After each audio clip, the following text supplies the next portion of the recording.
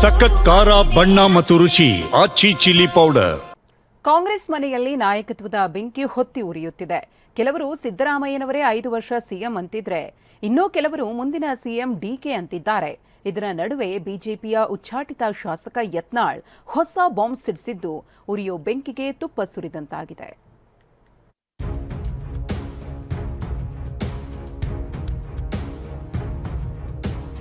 CM DCM ಎಲ್ಲ ವ್ಯಾಪಾರ ಆಗಿತ್ತು. 5 ಸ್ಟಾರ್ ಹೋಟೆಲ್ನಲ್ಲಿ ಇವರಿಬ್ಬರು ಮುಖ್ಯಮಂತ್ರಿ ಉಪಮುಖ್ಯಮಂತ್ರಿ ಆಗ್ಬೇಕಂತೇಳಿ ಮೀಟಿಂಗ್ ಮಾಡೋದಂಥವ್ರು ಇವರಿಬ್ಬರು.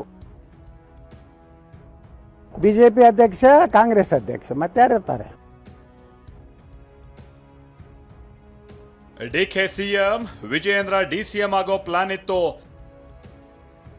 ಅಮಿತ್ ಶಾ ಭೇಟಿಯಾಗಿ ವ್ಯಾಪಾರ ನಡೆದಿತ್ತು ಎಂದ ಯತ್ನಾಳ್. ಕುರ್ಚಿ ಕ್ರಾಂತಿ ಮಧ್ಯೆ ಹೊಸ ಬಾಂಬ್ ಸಿಡಿಸಿದ ಫೈರ್ ಬ್ರ್ಯಾಂಡ್. ಅಮಿತ್ ಶಾ ಅವ್ರ ಮುಂದೆ ಚರ್ಚೆ ಆಗಿದೆ. ಇದು ಅಧಿಕೃತ ನಮ್ಮ ಬಿಜೆಪಿಯ ಸಂಸದರಾದಾರ ಅವ್ರು ಹೇಳಿದ್ದು.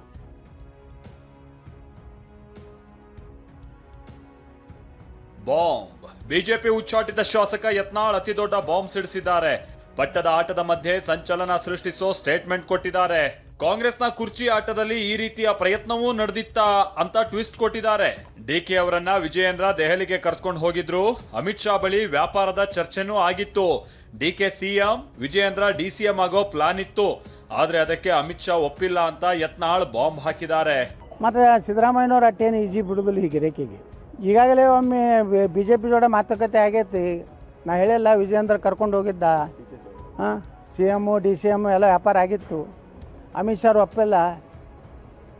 ಅಮಿತ್ ಶಾ ಹೇಳಿದ್ದು ಇಷ್ಟೇ, ಇವ್ರ ಜೋಡ ನಾವು ಡಿ ಕೆ ಶಿವಕುಮಾರ್ ಸರ್ಕಾರ ಮಾಡೋದು ಬೇಡ, ಡಿಸಾಲ್ವ್ ಮಾಡೋಣ ಅಂತ ಹೇಳ್ಯಾರ.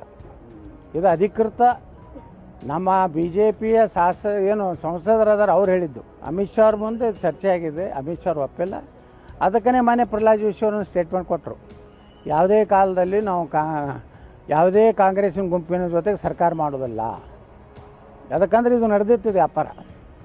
ಈಗ ಹೆಂಗೆ 13 ಕಿಲೋಮೀಟ್ರ್ ದೂರದಲ್ಲಿ ಹೋಗಿ ಏನು ನಿನ್ನೆ ಊಟ ಮಾಡ್ಯಾರಲ್ಲ, ಅಲ್ಲಿ 28.5 ಕಿಲೋಮೀಟ್ರ್ ದಿಲ್ಲಿದಿಂದ ಹೇಳ್ರೆ ನೋಯ್ಡಾ ರಸ್ತೆಯಲ್ಲಿ ಒಂದು 5 ಸ್ಟಾರ್ ಹೋಟೆಲ್ನಲ್ಲಿ ಇವರಿಬ್ಬರು ಮುಖ್ಯಮಂತ್ರಿ ಉಪಮುಖ್ಯಮಂತ್ರಿ ಆಗ್ಬೇಕಂತೇಳಿ ಮೀಟಿಂಗ್ ಮಾಡೋದಂಥವ್ರು ಇವರಿಬ್ಬರು. ಬಿಜೆಪಿ ಅಧ್ಯಕ್ಷ, ಕಾಂಗ್ರೆಸ್ ಅಧ್ಯಕ್ಷ, ಮತ್ತಾರು ಇರ್ತಾರೆ. ನಡೆದದ ಅದು ಫೇಲ್ ಆಗೈತೆ. ಫೇಲ್ ಆಗಿದ್ದಕ್ಕೆ ಸುಮ್ಮ ಬಂದು ಕೂತಾರ. ಈಗ ಇಲ್ಲೇ ಏನಾರು ಮಾಡಿ ಆಗ್ಬೇಕಂತ ಅವ್ರು ಹತ್ತಾರ. ಆದ್ರೆ ಯತ್ನಾಳ್ ಸಿಡಿಸಿರುವ ಈ ಬಾಂಬ್ ಜೋಕ್, ಗಾಳಿಯಲ್ಲಿ ಗುಂಡು ಹೊಡೆದಿದ್ದಾರೆ ಅಂತ ಬಿಜೆಪಿ ನಾಯಕರುಗಳು ಅಲ್ಲಗೆಳೆದಿದ್ದಾರೆ. ಒಂದೊಂದು ಸಾರಿ ಗಾಳಿಯಲ್ಲಿ ನಮ್ಮ ಯತ್ನಾಳ್ ಅವರು ಗುಂಡು ಹೊಡೆದು ಬಿಡ್ತಾರೆ. ಅಂಥದ್ದು ಏನು ನಡೆದಿರ್ತದೆ ಅಂತ ನಮಗೇನು ಅನಿಸಿಲ್ಲ. ಇದೆಲ್ಲವೂ ಕೂಡ ಒಂದು ರೀತಿಯ ಸುದ್ದಿ ಇಷ್ಟೇ. ಅದು ಆರೋಪ ನನಗನ್ಸುತ್ತೆ ಅದು ಸತ್ಯಕ್ಕೆ ದೂರವಾದದ್ದು ಅಂತ. ಅಮಿತ್ ಶಾ ಅವರ ಜೊತೆ ಕಾಂಗ್ರೆಸ್ ಜೊತೆಗೆ ಹೊಂದಾಣಿಕೆ ಮಾಡೋದಕ್ಕೆ ವಿಜಯೇಂದ್ರ ಡೆಲ್ಲಿಗೆ ಹೋಗಿಲ್ಲ. ರಾಜ್ಯದಲ್ಲಿ ಪಕ್ಷದ ಬಲಿಷ್ಠ ಮಾಡಬೇಕು, ಮಾರ್ಗದರ್ಶನ ಪಡೆಯಕ್ಕೆ ಹೋಗಿದೆ.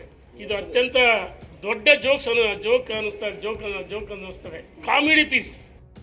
ಇಷ್ಟೆಲ್ಲ ಆದ್ಮೇಲೂ ಮತ್ತೆ ತಮ್ಮ ಹೇಳಿಕೆಯನ್ನ ಶಾಸಕ ಯತ್ನಾಳ್ ಪುನರುಚ್ಚರಿಸಿದ್ದಾರೆ. ಅದು ನೋಡಿ, ಹಿಂದೆ ಒಂದು ಪ್ರಯತ್ನ ಮಾಡಿದ್ರು, ಅದು ವಿಫಲ ಆದ ನಂತರ ಇವತ್ತು ಮೇಲಿನವರು ರಿಜೆಕ್ಟ್ ಮಾಡಿದ ನಂತರ ಮೊನ್ನೆ ಪ್ರಹ್ಲಾದ್ ಜೋಶಿ ಅವರು ಒಂದು ಹೇಳಿಕೆ ಕೊಟ್ಟರು. ಯಾವುದೇ ಪರಿಸ್ಥಿತಿಯಲ್ಲಿ ಕಾಂಗ್ರೆಸ್ನಿಂದ ಬರೋ ಯಾವುದೇ ಗುಂಪಿಗೂ ಭಾರತೀಯ ಜನತಾ ಪಾರ್ಟಿ ಬೆಂಬಲವಾಗಲಿ ಕೂಡಿ ಸರ್ಕಾರ ಆಗಲಿ ಮಾಡೋದಿಲ್ಲ ಅಂತೇಳಿ ಏನು ಪ್ರಹ್ಲಾದ್ ಜೋಶಿ ಅವರು ಹೇಳಿಕೆ ಕೊಟ್ಟರು. ಅದು ಅಮಿತ್ ಶಾ ಅವರ ಒಂದು ಡೈರೆಕ್ಷನ್ ಪ್ರಕಾರ ಅವರು ಕೊಟ್ಟಿದ್ದಾರೆ. ಅದಾದ ಮೇಲೆ ಬಿಜೆಪಿ ಜೊತೆಗೆ ಯಾವುದೇ ಚರ್ಚೆಗಳು ಮುಂದುವರೆದಿಲ್ಲ. ಒಂದ್ ಕಡೆ ಕಾಂಗ್ರೆಸ್ನಲ್ಲಿ ಕುರ್ಚಿ ಕಿತ್ತಾಟ ಜೋರಾಗಿದೆ, ಮತ್ತೊಂದ್ ಕಡೆ ಯತ್ನಾಳ್ ಹೊಸ ಬಾಂಬ್ ಸಿಡಿಸಿದ್ದಾರೆ.